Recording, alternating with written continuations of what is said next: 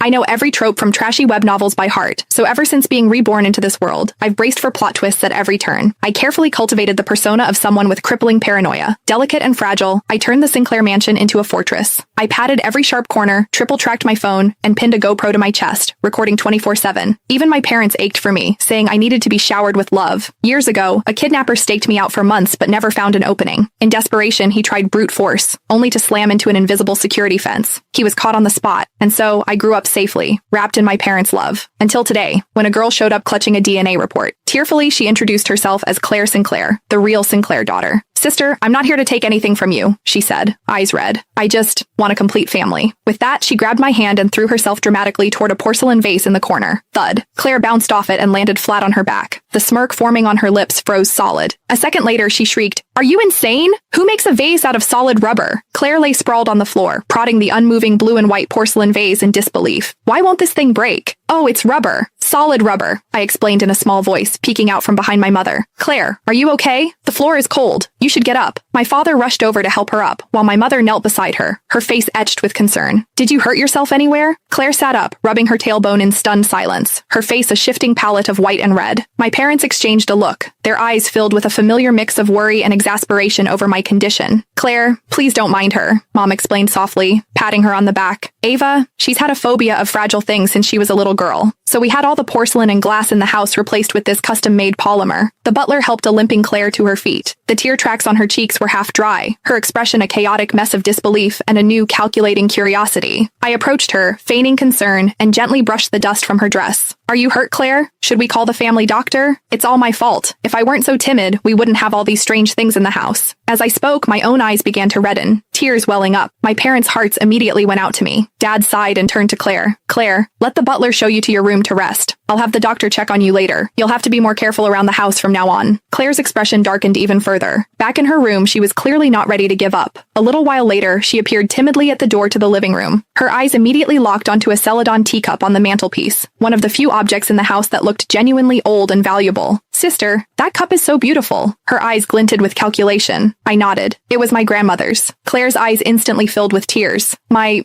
grandmother, who I never got to meet? Her voice dripped with a mix of longing and feigned humility. "I never had nice things growing up. That cup must be very expensive, right? Could I just hold it for a moment?" This 1-2 punch of pitiable vulnerability was too much for my parents. Guilt was written all over Mom's face. "Ava, just let your sister look at it. She misses her grandmother too." I hesitated for a moment before giving a reluctant nod. Claire walked over, picked up the cup with exaggerated care, and as she turned, shot me a triumphant, mocking smirk from an angle our parents couldn't see.